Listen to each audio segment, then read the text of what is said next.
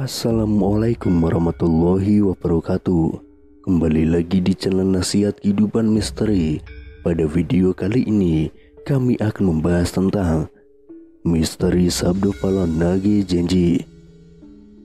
Tahun 2023 Indonesia harus waspada. Pasalnya ramalan Jayabaya mengungkap bahwa tahun 2023 adalah tahun datangnya Sabdo Palon Nagih Janji. Sabdo Palon Nagih Janji ini diyakini sebagai tanda akan terjadinya kekacauan atau bencana alam yang akan terjadi di berbagai daerah. Wong Jawa wis ilang jawane adalah ungkapan Jayabaya yang menyebut tanda-tanda Sabdo Palon datang memomong masyarakat Jawa yang sudah kehilangan spiritualitasnya. Berdasarkan ramalan Jayabaya mengungkap bahwa masyarakat Jawa menunggu datangnya masa Sabdo Palon Nagih Janji. Kemudian kekacauan merajalela di mana-mana. Tercatat dalam ramalan Jayabaya dalam serat Sabdo Palon Pupuk 4 bersumpah akan muncul kembali sebagai pamomong tanah Jawa setelah 500 tahun runtuhnya kerajaan Majapahit.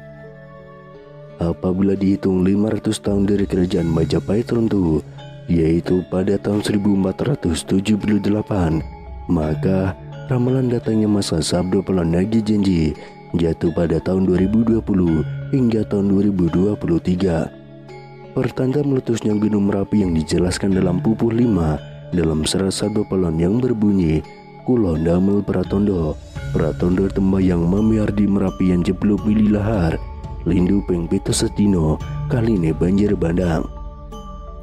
Yang artinya saya akan membuat pertanda sebagai janji teguh saya apabila Merapi sudah meletus mengeluarkan lahar dan terjadi gempa bumi 7 kali dalam sehari serta banjir bandang akan datang. Dalam serat Sabdo Palon Pupuh 13 disebutkan akan ada ombak menggah daratan yang artinya merujuk pada sebuah bencana tsunami. Berdasarkan Pupuh 11 dalam serat Sabdo Palon disebutkan Panggebulu enggang penangkung, lelorong ngombro-ngombro, enjang sugeng sonten praloyo, yang artinya akan datang wabah mengerikan merajalela di mana-mana. Paginya orang-orang masih hidup, sorenya banyak yang mati. Selain itu akan ada juga kejadian sosial di mana perpolitikan akan memanas di tanah Jawa sehingga Indonesia menjadi carut marut. Hal tersebut lantaran adanya egosentrisme dan eksploitasi yang semakin parah. Disebutkan juga oleh Sabdo Palon bahwa moral masyarakat Jawa banyak yang rusak.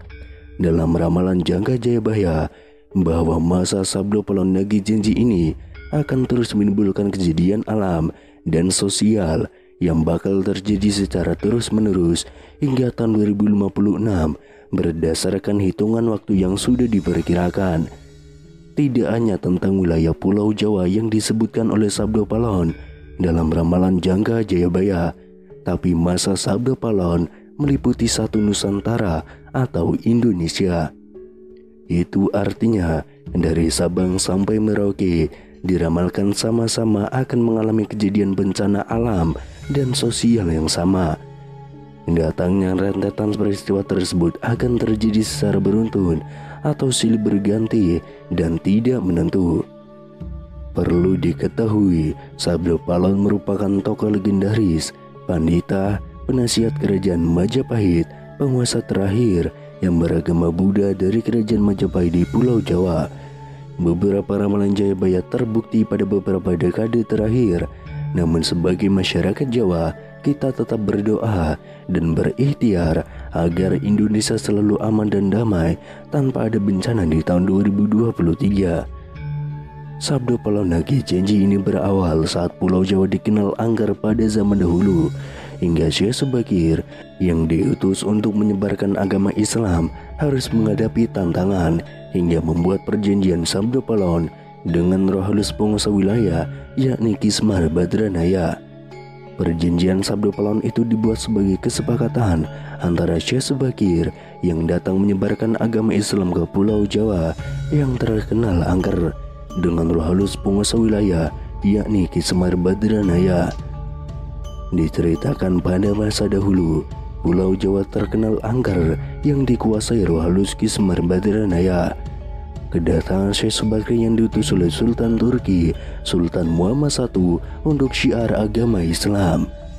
Setelah keduanya terlibat pertempuran dan sama-sama kuat, Syekh Subakir dan Ki Semar Badranaya akhirnya membuat kesepakatan melalui sebuah perjanjian yang disebut Sabdo Palon.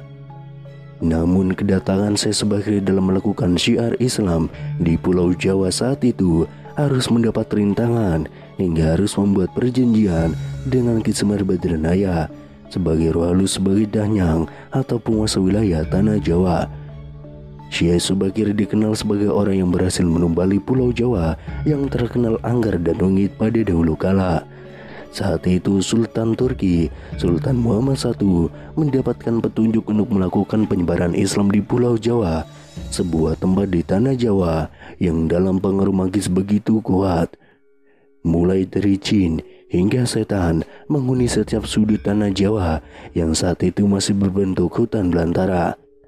Diutuslah rombongan para alim ulama untuk mendatangi Pulau Jawa guna melakukan syiar Islam. Namun alangkah terkejutnya Sultan Muhammad I karena hampir seluruh rombongan tersebut tewas akibat perbuatan para lembut penduduk tanah Jawa yang tidak mau menerima ajaran Islam. Namun petunjuk harus dijalankan sehingga utusan berikutnya dikirim ke Pulau Jawa yang angker itu. Sosok utusan itu terkenal alim, ahli ruqyah, memiliki kemampuan untuk berinteraksi dengan dunia gaib. Bahkan sosok ini memiliki keahlian dalam membabat tanah yang angker.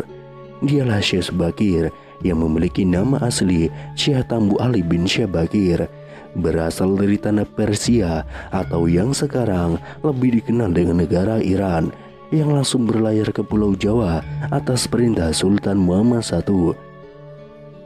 Sesampainya di Pulau Jawa, Syekh Subakir langsung menuju ke Gunung Tidar yang diyakini sebagai titik pusat dari tanah Jawa. Di puncak gunung ini Syekh Subakir memasang tumbal berupa batu hitam yang sudah diraja. Batu tersebut dikenal dengan nama Aji Kala Cakra untuk menetralisir daya magis negatif dari bangsa jin. Selama 3 hari 3 malam, batu tersebut mengeluarkan hawa yang sangat panas hingga para lembut terpaksa menyingkir ke laut selatan Jawa. Kejadian itu kemudian mengusir ketenangan Ki Semar Badranaya, sang danyang tanah Jawa yang selama ribuan tahun khusyuk bertapa. Pertempuran pun akhirnya tidak terhindarkan antara Syekh Subakir dengan Ki Semar Badranaya selama 40 hari 40 malam. Namun selama pertempuran itu keduanya sama-sama kuat, sampai akhirnya Ki Semar Badranaya menawarkan perundingan kepada Syekh Subakir yang mana menghasilkan sebuah kesepakatan perjanjian yang terkenal dengan sebutan Perjanjian Sabdo Palon.